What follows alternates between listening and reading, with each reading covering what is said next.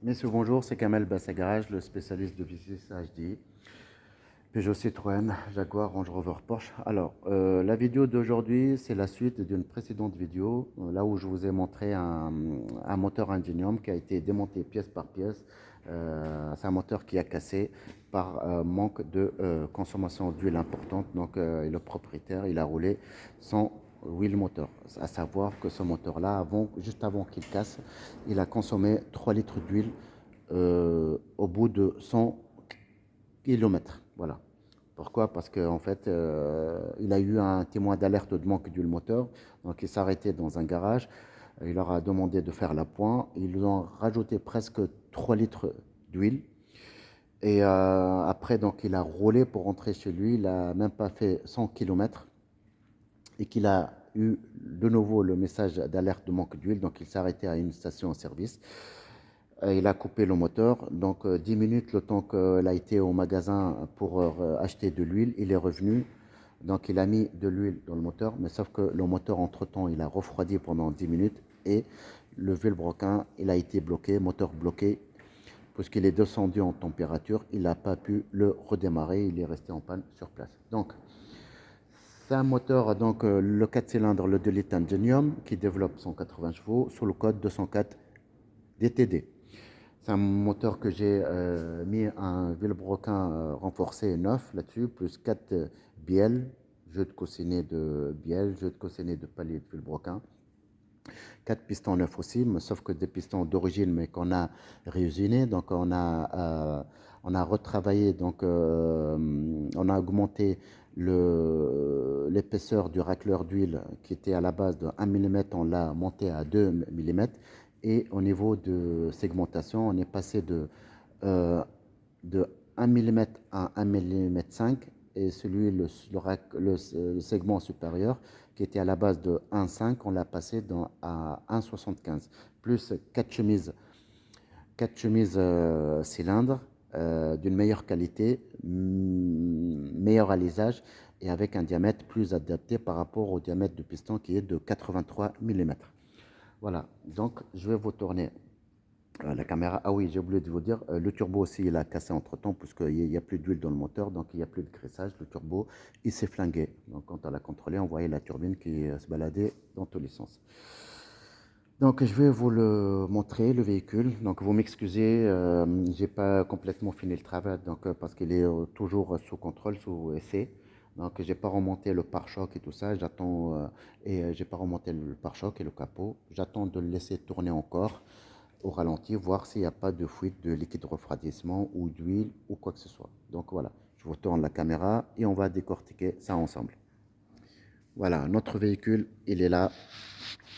Le Jaguar F-Pace, je pense de mémoire, il totalise, je pense, 130 ou 140 000 km.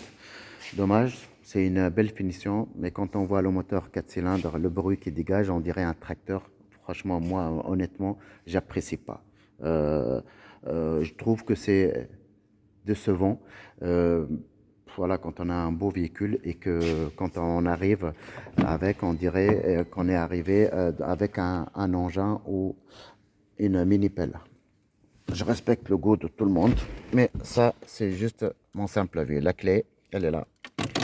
Donc, vous allez voir, voilà, véhicule qui totalise 140 500 km. On va le démarrer, vous allez voir. Il démarre au quart de tour. Hop.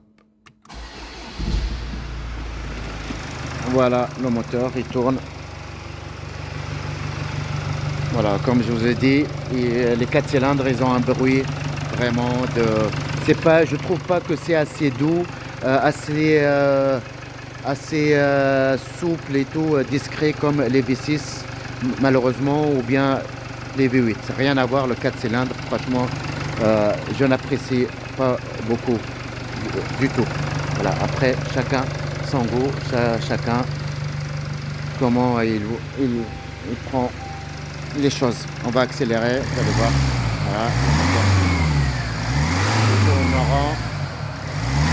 Il répond tout de suite, il réagit tout de suite. Voilà. Donc il n'y a pas de trou au niveau de l'accélération. Le moteur il tourne en rond. Il est stable. Malgré que généralement ces moteurs-là, quand je les ai réparés avant, à l'époque, généralement quand on change tout est neuf, chemise, piston, tout ça, le premier démarrage, les 2 premières minutes, on sent que le moteur il accroche un petit peu, il n'est pas assez doux, il n'est pas assez souple.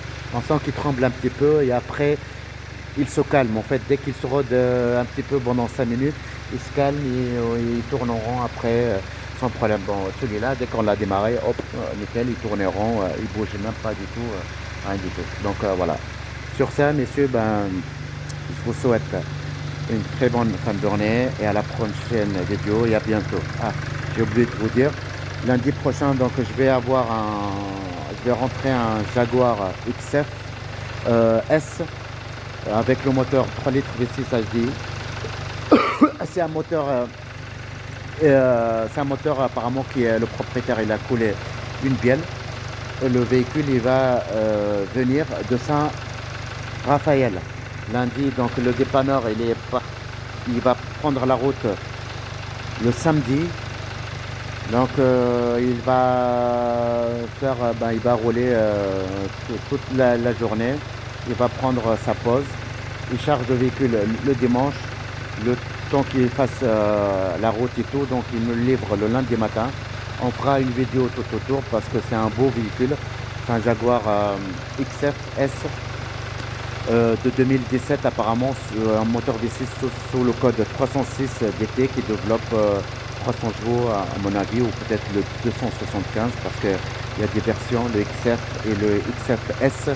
Le XFS il a plus de chevaux que le XF tout court. Donc voilà, j'ai pas eu beaucoup d'infos auprès du propriétaire, mais voilà, dès qu'il a vu mes vidéos et tout, il m'a dit j'ai fait tout le tour des garages et personne ne veut mettre les mains là-dedans, même la concession Jaguar. Ils m'ont dit pareil, tout ce que j'ai compris chez la concession GLR, ils m'ont dit allez, j'ai compris rapidement, emmène ta voiture à la casse et tu nous fais perdre notre temps. Voilà. Malheureusement, c'est triste parce que quand même, c'est un XF avec un V6 3 litres, type S aussi.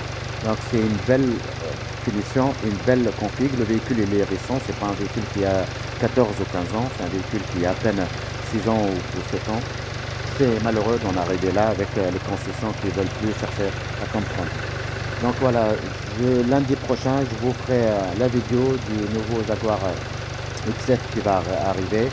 Et aussi, normalement, je vais rentrer un Range Rover supercharger. C'est avec le moteur V8 5 litres essence. Donc, c'est pas encore confirmé. Pareil, le véhicule il va venir de Suisse. Et le propriétaire, il est en train de voir comment à gober les 2000 euros pour le remorquage, à rapatrier le véhicule à mon garage parce que voilà, malheureusement les dépanneurs en Suisse leur prennent trop cher. Voilà. Donc je vous dis à bientôt, à la prochaine et on se voit d'ici lundi pour une autre vidéo. À bientôt, au revoir.